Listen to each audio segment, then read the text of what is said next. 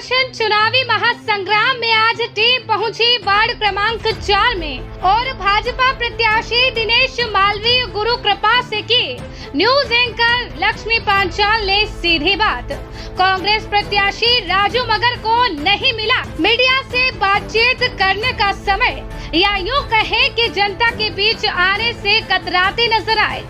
दर्शकों को पता है कि संस्कार दर्शन की टीम जो है लगातार वार्डों का भ्रमण कर रही है और पार्षद बतौर जो प्रत्याशी हैं उनसे सभी से बात करके जान रही है कि किन मुद्दों को लेकर वे रण में उतरे हैं। उसी को लेकर आज संस्कार दर्शन की सीधी बात में हमारे साथ वार्ड क्रमांक 4 से जो भाजपा प्रत्याशी हैं दिनेश जी गुरु कृपा हमारे साथ मौजूद हैं और नई उमंग के साथ, नए विकास की सोच के साथ किस प्रकार से वे मैदान में उतरे हैं उनसे हम जानेंगे। सबसे पहले मैं आपसे जानना चाहूँगी सर कि आपकी एक अलग पहचान भी जो है पूरे गरुड़ क्षेत्र में बनी हुई है। आपके विकास कार्य जो आपने किए हैं, साथ ही कई पदों पर रहकर आपने भारतीय जनता पार्टी में काम किया है और गरुड़ क्षेत्र में विकास किया है। तो मैं जानना चाहूँगी कि आपका राजनीतिक दौर कैसा रहा, क्या अनुभव रहा, किन किन पदों पर रहकर भाजपा में आपने काम किया है? मैं सर्वप्रथम अपनी बात शुरू करने से पहले ये कहना चाहूँगा कि राष्ट्र धर्म तो कल्पवृक्ष है, जनशक्ति ध्रुव तारा है, फिर से विश्व गुरु बने भारत, यह संकल्प हमारा है। इस संकल्प को लेकर चली भारतीय जनता पार्टी की नगर परिषद के 15 वार्डों से नगर परिषद के पार्षद प्रत्याशी के रूप में भारतीय जनता पार्टी विकास के मुद्दे को लेकर गरुड़ की नागरिक बंधुओं के सामने मैदान में उतरी हुई है। मैं सर्वप्रथम ये कहना चाहूँगा कि मैं दिनेश मालवीय गुरु कृपा भारतीय जनता पार्टी का एक छोटा सा कार्यकर्ता हूँ। मैंने भारतीय जनता पार्टी में अपना जीवन का जो शुरुआती सफ़र था 18 वर्ष की उम्र से लेकर आज मेरी उम्र 48 वर्ष होने का ही है, तब तक मैं इस सफ़र में सतत भारतीय जनता पार्टी के साथ चलता रहा हूँ। मैं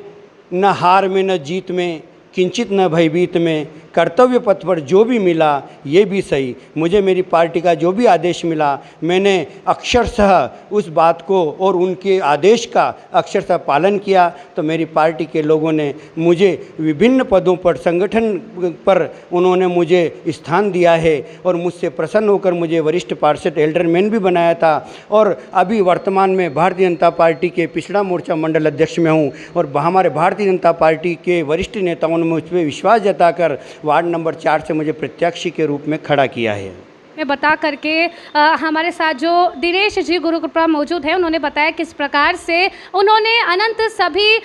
जो पद हैं उनको संभालते हुए उनकी कमान संभाली और क्षेत्र में विकास किया है और कहीं ना कहीं एक कवि के रूप में इनकी अलग पहचान गरुड़ क्षेत्र में बनी हुई है। साथ ही जो है सर मैं जानना चाहूँगी कि अब पार्षद बतौर जो है आपको टिकट भारतीय जनता पार्टी से मिला है, तो क्या वो मेन मुद्दे रहेंगे जो आपकी दृष्टि में है कि हाँ मुझे वार्ड में इस प्रकार से विकास करना है? किन मुद्दों को आप अहम मानते हैं? मैं सर्वप्रथम तो पिछले कार्यकाल में भी भारतीय जनता पार्टी के जो हमारे पूर्व में पार्षद थे और इस नगर परिषद के उपाध्यक्ष थी प्रमिला प्रकाश जी पहलवान, उनके द्वारा भी नगर के हमारे वार्ड नंबर 4 के अंदर बहुत सारे चहुमुखी विकास हुए हैं। चाहे वह कृषि उपज मंडी के पीछे की कॉलोनी हो जिसमें सीसी रोड हुआ है, जिसमें माने खंभों के ऊपर लाइटें लगी है, वहाँ पाइपलाइन इतना दूर इलाका होने के बाद भी पाइपलाइन पहुँची है और माननीय नरेंद्र जी मोदी और माननीय शिवराज सिंह जी चौहान द्वारा जितने भी योजनाएँ चलाई जा रही है,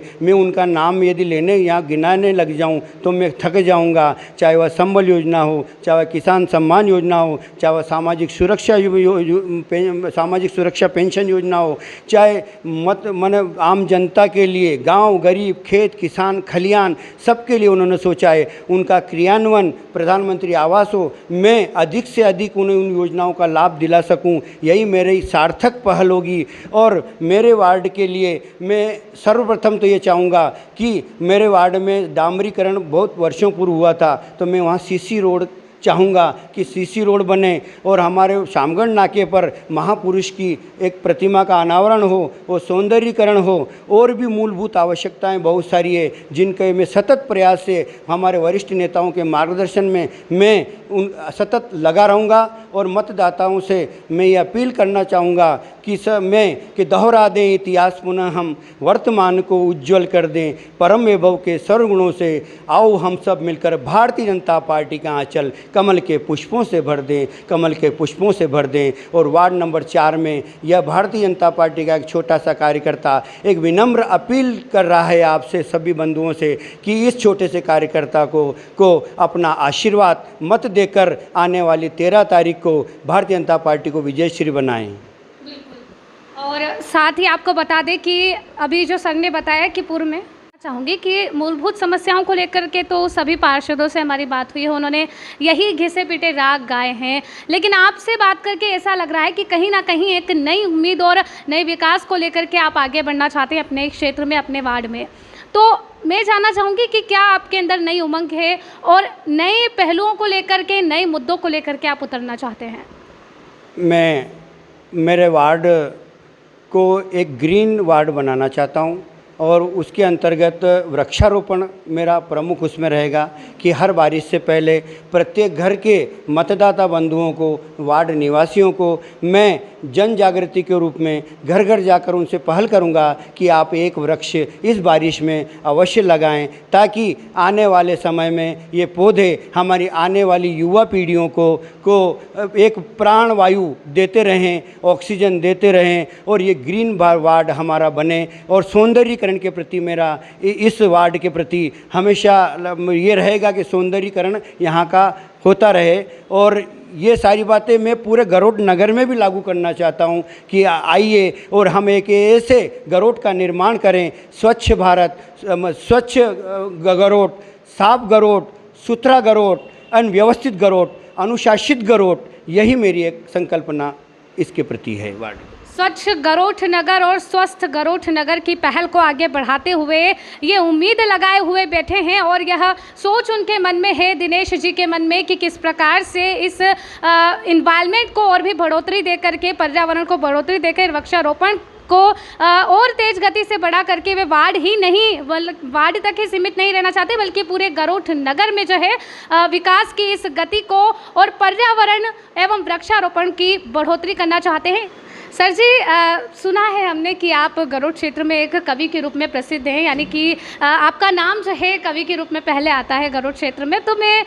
कुछ शायरी या फिर एक कविता के माध्यम से आप जनता को क्या संदेश देना चाहते हैं कि वे अपने मतों का सदुपयोग करें, तो मैं आपसे कुछ सुनना चाहूँगी। पथ का अंतिम लक्ष्य नहीं है सिंहासन चढ़ते जाना, समाज के सारे वर्गों को साथ लिए आगे बढ़ते जाना। एवं यह तो मेरी जनता के प्रति अपील है कि समाज के सारे वर्गों को, चाहे वो किसी भी वर्ग से आता हो, चाहे किसी भी समाज का आता हो, वह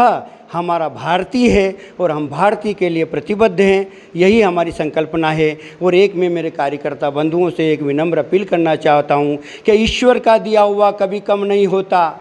ईश्वर का दिया हुआ कभी कम नहीं होता, बीच में जो टूट जाए वो संकल्प नहीं होता। और हार को अपनों से दूरी रखना साथियों, क्योंकि जीत का कोई विकल्प नहीं होता, जीत का कोई विकल्प नहीं होता। और उस आदर्श पुरुष का नाम लेकर पंडित दीनदयाल उपाध्याय और अटल बिहारी वाजपेयी की पंक्तियां मेरे मन में आ रही है, मैं अपने आप को रोक नहीं पा रहा हूँ। कोई भी सभा हो पर मैं अटल जी की पंक्तियों को अवश्य दोहराता हूँ कि उजियारे में अंधियारे में कल कछार और बीच धार में, उजियारे में अंधियारे में कल कछार और बीच धार में, उन्नत मस्तक चौड़ा सीना पीड़ाओं में पलना होगा, अपने अरमानों को दलना होगा, कदम मिलाकर चलना होगा,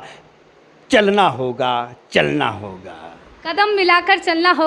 होगा के साथ ही जो है सभी कार्यकर्ताओं को एक संदेश इनकी कविता के माध्यम से मिला है। साथ ही यह युवा वर्गों के लिए एवं संगठन के जो लोग होते हैं उनके लिए भी कहीं ना कहीं संदेश प्रेरक कविता जो है